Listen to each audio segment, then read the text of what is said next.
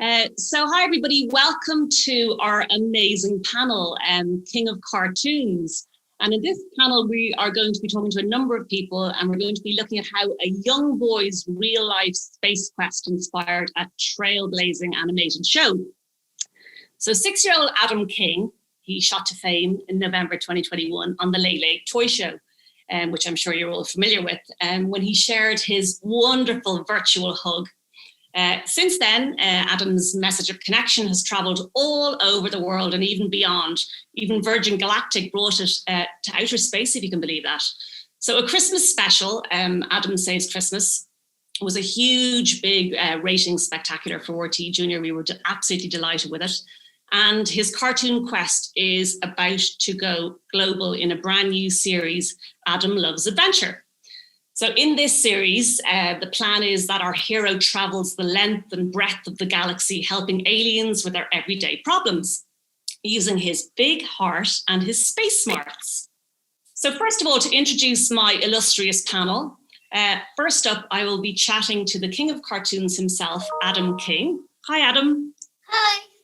And to his dad, David. Hi. And series creator, from Kavaleer, Andrew Kavanagh. Hello. And composer extraordinaire, Lloyd Coleman. Hi, everybody. Hello. So, first of all, Adam, I'd like to say what a year it has been for you. It really has been fantastic. If you wouldn't mind kind of telling us and everybody who's watching, you know, how did it all happen and what was it like being on the toy show? Well, it started when we had lockdown and I made the hug for my teacher when I couldn't be with her in school. And then I started bringing it to my hospital, to my doctors and nurses. And then I brought it on the toy show and everyone loved it and it became famous. It did. And tell me, when you were on the toy show, because everybody who goes on the toy show normally has a request to meet their absolute hero. So who was the person that you wanted to meet on the toy show? Well, I actually met somebody called Noah, and I like to meet lots of other people who were on it. Who was the special guest that came out of the peach for you? Somebody in the Dublin hospital called John Doyle, and it was really funny because he came out of a peach. We're just going to have a little look at that clip now from the Late Late Toy Show. My next toy tester is only 6 years old, but he has ambitions that are frankly out of this world. From East Cork, he's our very own spaceman. Would you welcome, please, Mr. Adam King?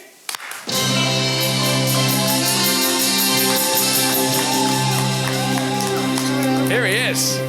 Well, Adam, I mean, I like the entrance, but we're going to talk over here.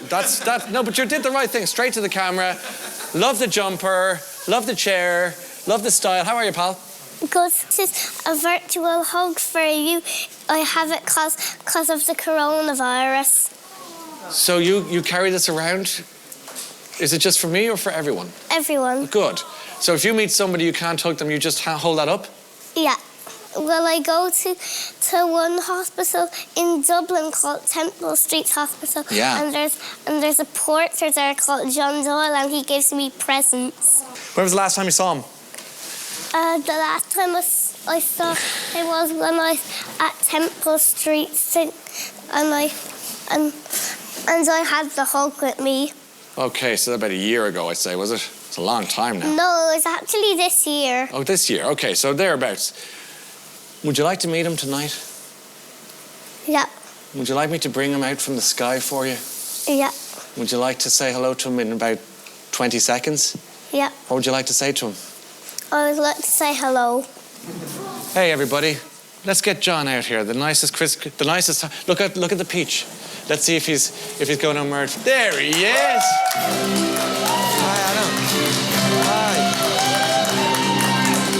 It's John Doyle, the nicest hospital porter in Ireland. All right. We sit aside for a sec. I actually have something here to show you, which is cool. I forgot I should have had this at the ready. Adam, do you want to show the guys what this is? We don't take this out very often because it's so precious. What is that, Adam? The virtual hug. Oh, it's so brilliant to see it up close. And Original virtual hug, the actual one. great. Here, hold it up so we can all have a look at it. Oh, that is absolutely brilliant. Really, really great time to be on the toy show. So how has, you can tell me, how's everything changed since the toy show, or what kind of cool stuff have you been doing since then? Well, I've been on lots more telly. Like I've been on the Late Late Show a couple of times and some other telly, and my hug went into space and it was projected onto a few buildings. That is just amazing. And have you met any really famous people, or have you been in contact with any famous people since the toy show? Well, I met Chris Hadfield on Zoom call twice, and I met Nora Patton on Zoom call twice as well. And of course I met Ryan because I meet him on the Late Late Show, on the Late Late Toy Show, like lots. That is, what an adventure that is. And David, if I can just go to you, how did the whole virtual hug come about, and how did that lead to the animated special? Yeah, so I mean, it's been an incredible year, and Adam's been amazing with it all. But I think, as Adam said, during the lockdown, he really missed his teacher. And one day when my wife was doing home learning with him at home, they decided, look, will we make a virtual hug to send to your teacher? So they just went to the kitchen table, drew this, and took a picture of it and sent it to the teacher. And then they decided, because you see, during the lockdowns, Adam still has regular hospital appointments, so he still had to show up to hospital, albeit it was a very different place, especially during the first lockdown. So what he did was they laminated the virtual hug, and so it would stay nice and sturdy, and they took it to their hospital appointments, and Adam would hold it up.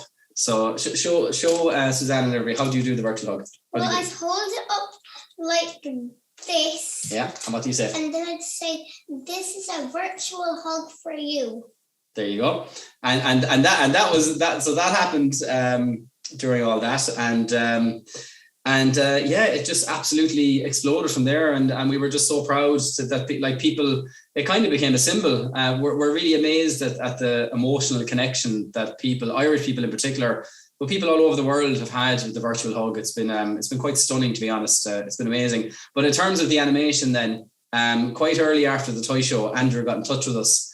And I always love the way Andrew described it. Andrew says he's the best job in the world, that he sees amazing and wonderful things and he turns them into stories and cartoons and animations. And he said he saw something amazing and wonderful in Adam, and he just said, we just have to make a show about this. And the idea spawned from there. And I think in all of this stuff, I guess as a parent, and my wife Fiona and I, that the most important thing for us in all of this is always, first and foremost, is that Adam is looked after, and that he feels looked after now, and in the future, when he looks back on this wonderful journey, he'll know that at every step of the way he was looked after. So for us, it's really important that whoever we kind of engage with on anything, that the values are right and that we know we'll be looked after. And I can say with absolute certainty, that was never a doubt from the second we spoke to Andrew. From the very start, we felt in very, very safe hands with Andrew and Gary and Leanne and everybody. It has just been for me as an adult working with the guys. It's actually just been the best journey ever. I've loved every single second of it, and we've loved it, haven't we? Yeah. Do you remember? Tell the gang, what did we do at Christmas time for the special? We made a Christmas special of the cartoon. But where did we watch it? Where did we go for a special viewing of it? In the cinema by where we live. It was in Hull. And all the guys came to that, as Andrew and the guys came. It was great fun, wasn't it? Yeah. That's brilliant. Well, listen, we have a look at the trailer now, everybody. So keep your eyes peeled. Here it comes. Good morning, Adam. Wow! Ooh, what time is it? Time for adventure, Bobby! Where to, Adam? Our solar system.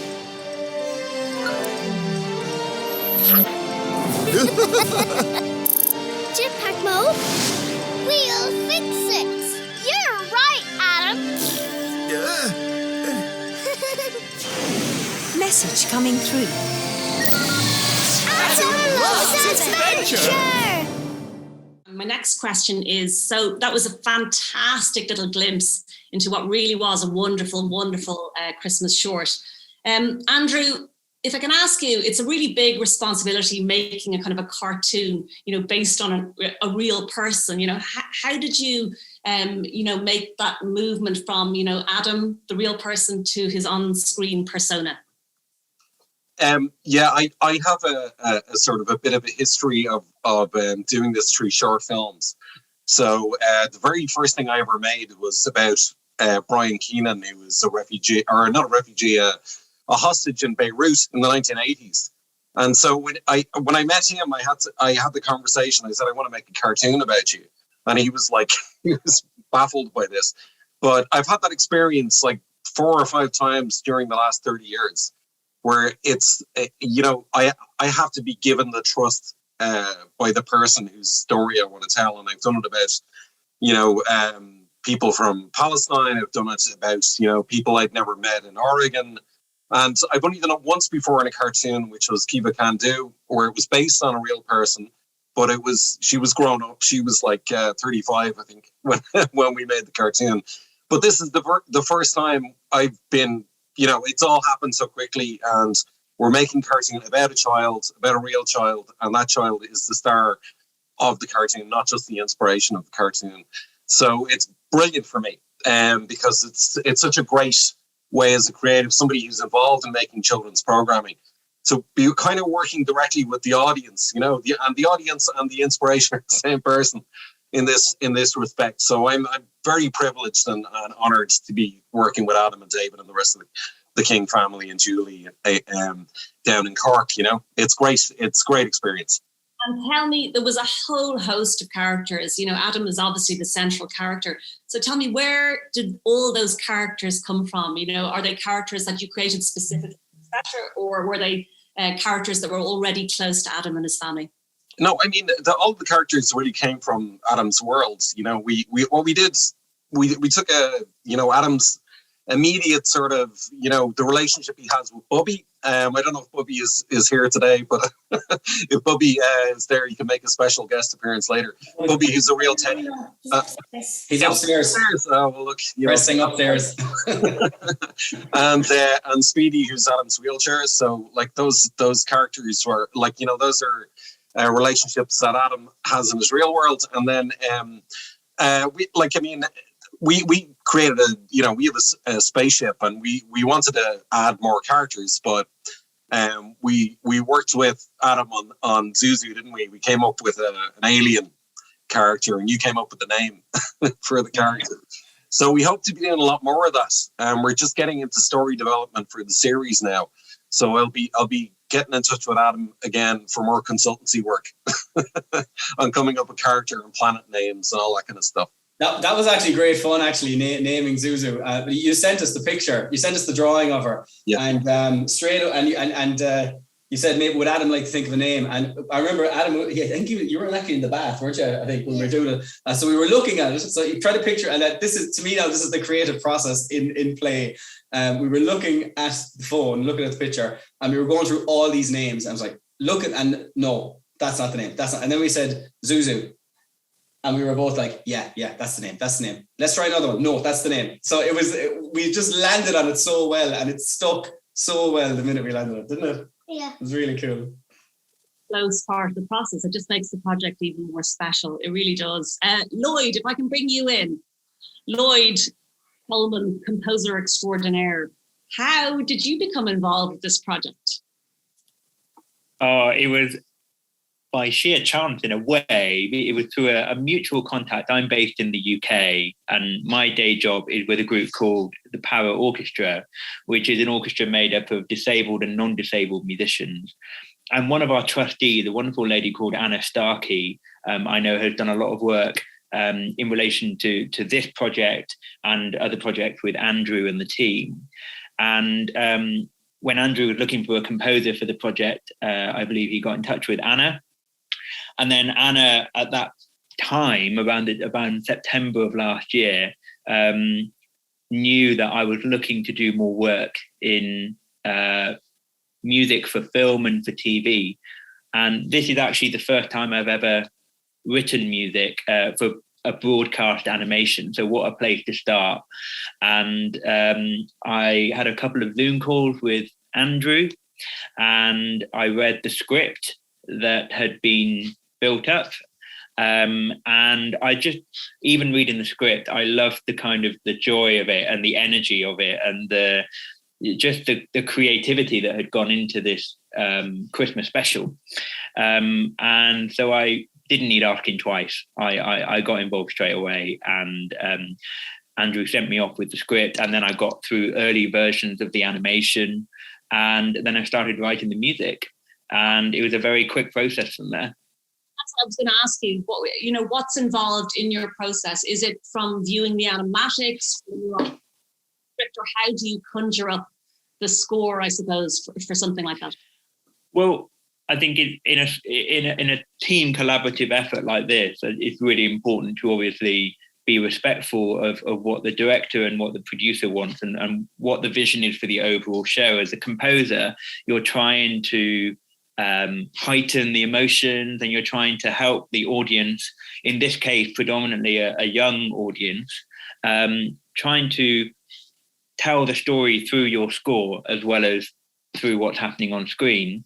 So actually some of my initial ideas for the score and the melodies and the ideas came through conversations I had with Andrew. In sort of live action film and TV, you'd often have what's called a spotting session. So you kind of read through the script, or you read through, or you watch the kind of cut of the film of the TV show, and you discuss with the producer what kind of music you want, whether you want music at all in certain bits. And that was really interesting because I've never done an animation before. It was really interesting to get through then, after I'd read the script and started coming up with ideas for melodies for different characters and for the overall sound world of the show. It was really interesting to see kind of early versions of the animatics that you say. It's almost like it's somewhere between the storyboard and the final show in its kind of full multicolor glory. But even from the animatics and the voiceovers that Adam, and the rest of the cast had done, you got so much a sense of what the energy and of the tone of the show was. And my job was really not to kind of interfere with that, but just to add to it, and to make the funny bits even funnier, to make the threatening bits even scarier. And me and Andrew talked quite a lot about the kind of overall sound world he wanted. We talked a lot about, famous composers from film and TV, people like John Williams and Danny Elfman and Star Wars and Star Trek, and those kind of amazing movies that have kind of an established sound world that we can all relate to. And my job was really to take that kind of epic sound world and to mix it with a bit of Christmas sort of feel good, kind of happiness and joy, and to really bring those two things together and just to heighten the whole experience for the audience. It's an amazing way to start. Really kind of rich, full, kind of orchestral feel. So, you've done an absolutely stellar job. And David, if I can come to you, what we wanted to chat about a little bit later on, but I suppose, I want to touch on it now as well, is I suppose, you as Adam's father, how important do you feel, it is to see kind of, increased representation of disability, both, on screen and behind the camera? I think it's absolutely essential, and I think it's essential not just in terms of representation matters, and that's a phrase we hear quite often, and it absolutely does. But I think it's important as well that a difference is portrayed in the right way, so that it is not this tokenistic box ticking shiny thing in the corner. I was speaking to someone recently, and they said something that just really resonated with me. And this is why I think, and I spoke about this with Andrew and Gary at Cartoon Forum as well, why I think animation is really important and books are really important and things like that for children's worlds, is that if children see difference as just there and as a part of the world, then that's the way they grow up seeing the world.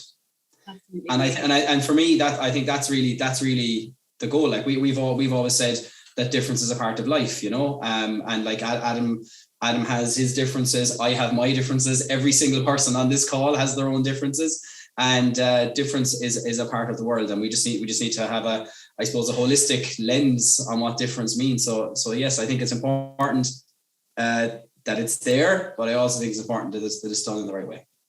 So obviously, Adam's Christmas special was a really, really important part of our schedule, I suppose. And on RTÉjr and across our programming, we have a number of programs that we're really, really proud of. And we just want to show you just a little bit of a taster of the type of content that we are going to be showcasing over the next couple of months.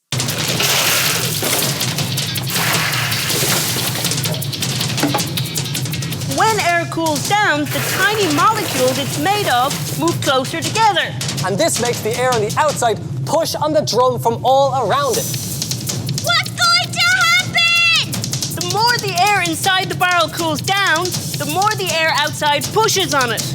Ooh, this is exciting!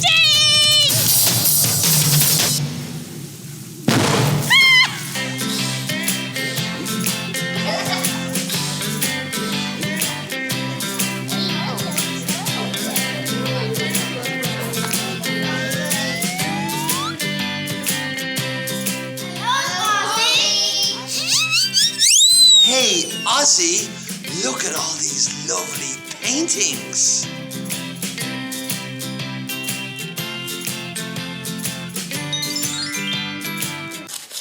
Hello, hello, hello, hello. Maddie, I think your teeth are about to start singing. I think you might be right, Craigs. Let us introduce ourselves. You know, I hope you'll agree, both those programs are making, you know, great strides as far as what RTÉjr slate can offer. You know, but I do feel, and I think you touched on it earlier, David, that it's really important to make the programs, you know, not about the disability, as you've so correctly said. Would you agree? Yeah, I totally agree with that. And I think if you look even at Adam Saves Christmas, I mean, the show is about Adam and the crew saving the day. It isn't about Adam's wheelchair or differences and things like that. Now, I will say, like, as a parent, it was one of my favorite moments was seeing Adam just going across the deck and saying, "Hi, I'm Adam," to Frizzle the Frazzling, and what are you doing to our son? And he is just himself going across. And I think as a parent, that just made me really, really proud, because I guess I know what that means to Adam. Like, you loved your Christmas special, didn't you? Yeah. You love it. And I know what that means to other children as well. Children who know Adam, but also children who use wheelchairs as well. So there is the representation side is also really important. But you're right, it shouldn't be the only unique selling point of a show. And tell me, Adam, when you're at home at the weekends or after school, what kind of cartoons do you like to watch? Well, I like to watch Peppa Pig and Paw Patrol. Well, this isn't being set up at all, but fun. We have two of the creators of those series. Would you like to meet them? Yes, please. Okay, so let me introduce to you Jonah Strove from Paw Patrol and Jamie Badminton, who is currently helping to produce Peppa Pig. Oh my gosh. Say hi. Hi, Adam. Hi, Adam. Great to meet you. Hiya. So Adam, any questions you'd like to ask Jonah or Jamie? Any questions? Yeah. Go on. Well, I don't know who created which cartoon, so I don't know who to ask. So Jamie created Peppa, am I right? Or works on Peppa, and Jonah is on Paw Patrol. Is that it? That's correct. Yeah, we're making the new series of Peppa here at Carrot in London. So yeah, I can answer Peppa questions. What question? I can take the Paw Patrol questions. I think I might ask a Peppa question first. Cool. Go for it. So, Miss Rabbit has loads of jobs, but have you ever thought of giving her more jobs?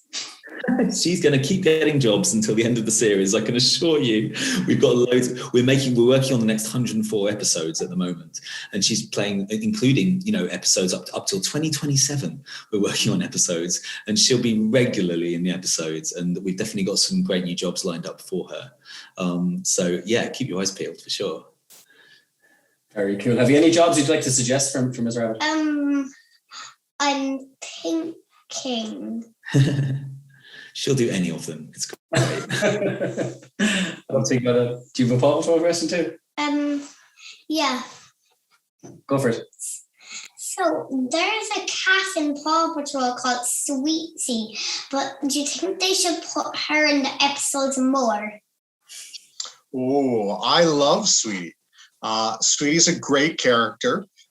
She's been in our Mission Paw episodes and now airing our Rescue Night episodes. She sometimes can be a little bit of a baddie, but there's good in her. And I definitely think we should keep having her in episodes. She's wonderful.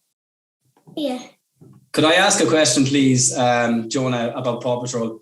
Is there any chance that someday you could put a character in called Judge? Do you want to tell the guys why? Because my dad always forgets the names, and then he just calls them all Judge. I keep forgetting the names and calling them all Judge. We will put a character in named Judge. I like it. I like it. It's simple. Now, so for once, I'll actually be right.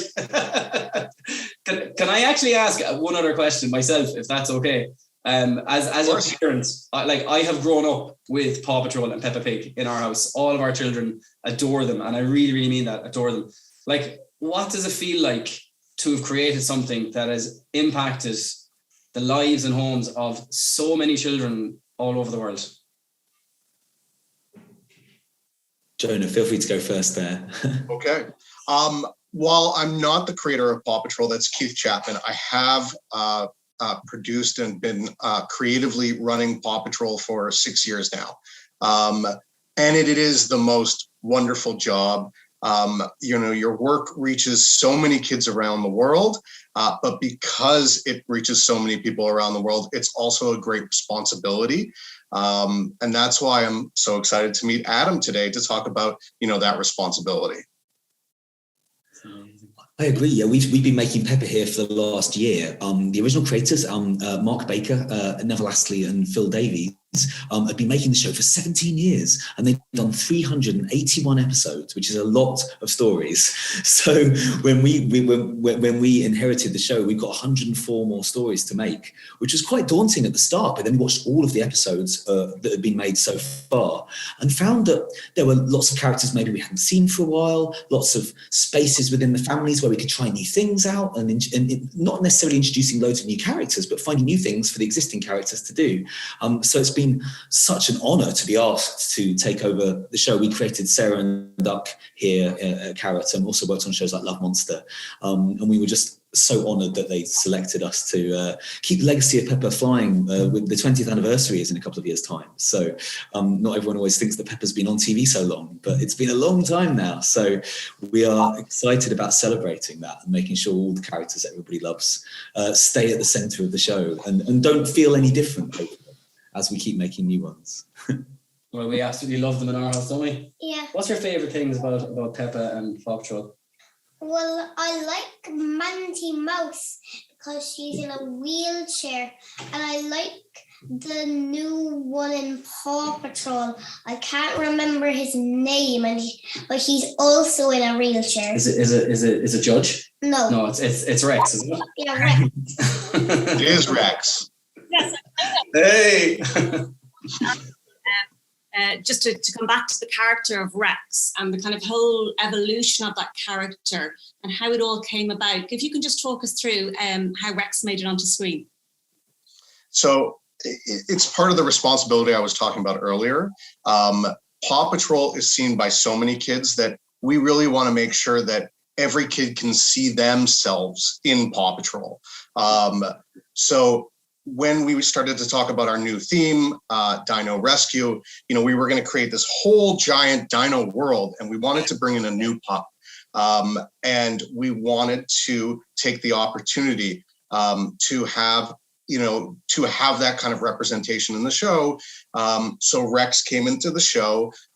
He's a Bernese mountain dog. He's a dino whisperer, which, he can speak to the dinosaurs. So he's a very special pup in the theme, but he is also in a wheelchair. We actually call it, it's the, let me look for the name. It is called his multi-purpose mobility platform. And, in the Dino Wild, so he speaks to dinosaurs, but he is a hero. He's the hero of the Dino Wilds. And that was something else that was really important too, that it's not just about seeing yourself, but being able to see yourself as a hero. It is. No, and let's have a little quick look at Rex in action. Rex, on my way.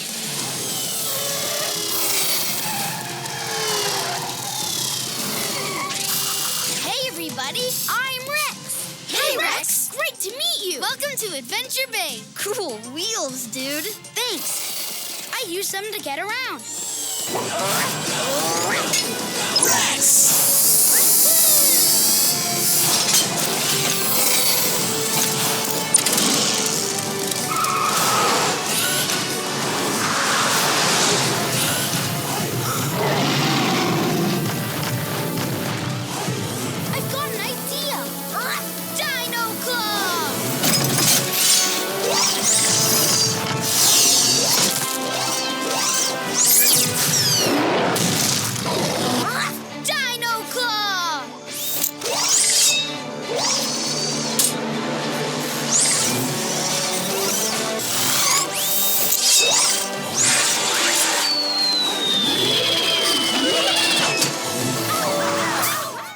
So that's had a quick look at Rex there. So Jamie, I just wanted to ask you as well, there's so many beloved characters that you now have the responsibility to create 104 more episodes about.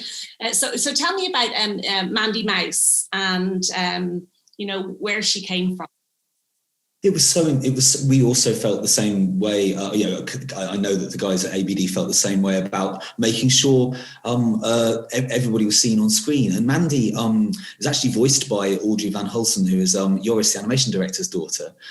He brings a lovely charm to it. But we basically just wanted Mandy to fit in perfectly within the world. I think that the first episode, Mandy arrives at playgroup, and it was so important to us that she, in fact, all the kids thought she was so cool because her wheelchair was so helped her go so fast, and they had lots of questions about her, and just wanted to be friends with her. So we wanted in Pepper, all of the characters are so.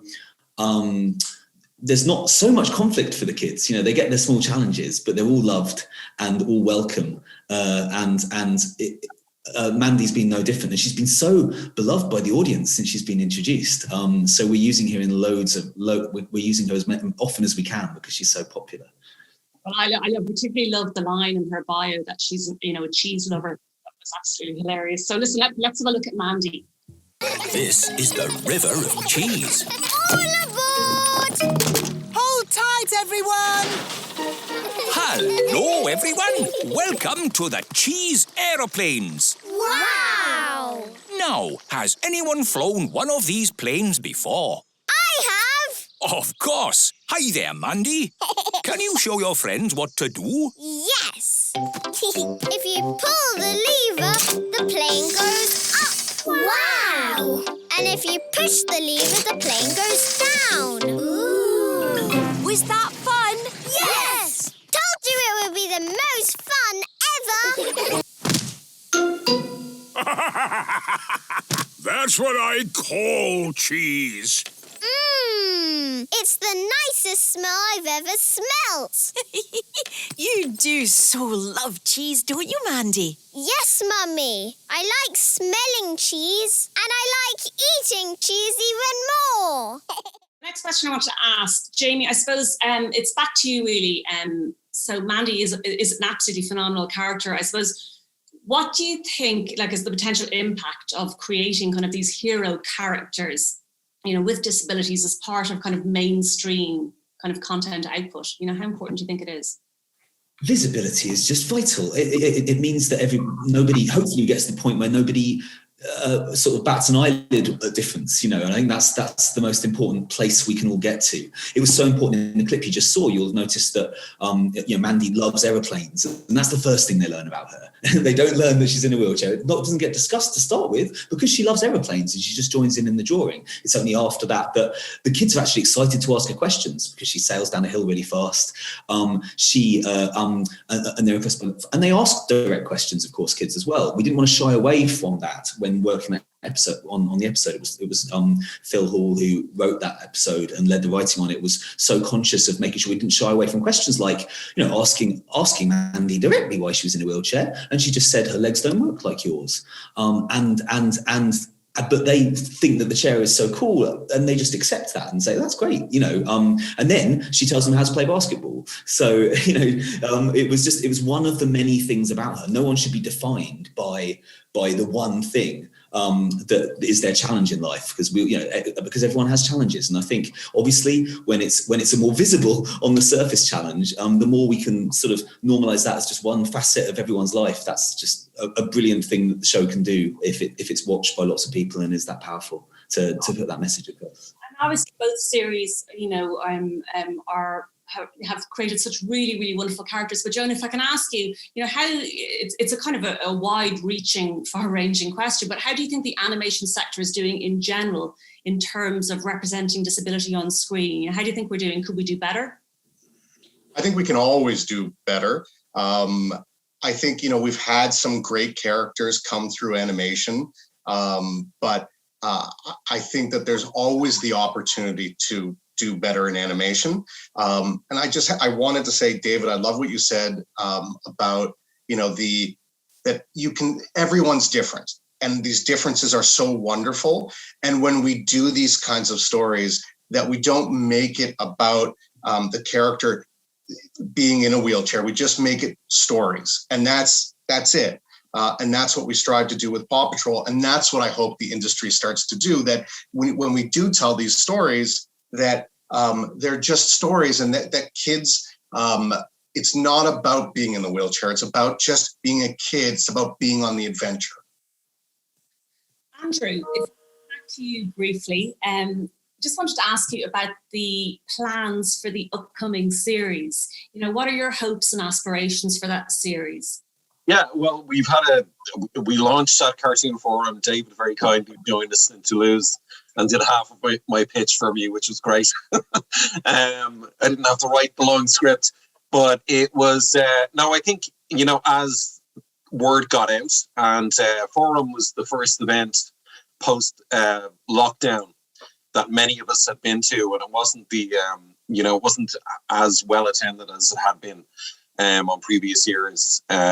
So as we start to come out of that, the word has trickled out, and there's been enormous interest in the show from some very big players. I think it's just, it's all coming out of not just this kind of notion that we should be doing something. I think it's now very apparent to everybody that, the audience really needs to be listened to. And I think there's a huge minority, represented by visible and invisible differences among kids, among grown-ups like myself, and we're just not seeing ourselves on screen in the ways that we should. So I think it's just the penny has kind of dropped, and maybe it dropped during those 2 years when we all had a little time to contemplate the types of content, because we were consuming so much content during those 2 years of weirdness that we lived through. I think people's mindsets have shifted. I think that's a global thing. Yeah. And I think, we just came out of this experience with, the early stages of development done on this show. And then very graciously through your offices, we made the special. And we've come out of it with something that I think there is now a demand for. And not just and also, as I said, it's just, for us, it's all about stories anyway. It's always been about stories. And we have the best star we could hope for. He's just amazing, at everything he does, including acting. So we're delighted with Adam as the star. And I think as people start to kind of pick up on it.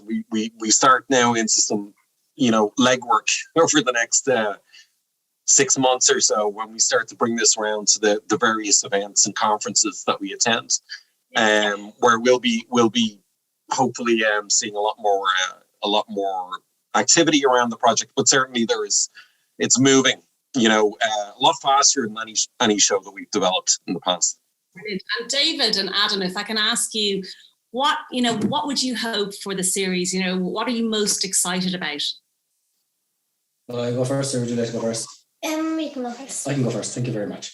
I'm just so excited about seeing Adam getting into all sorts of adventures.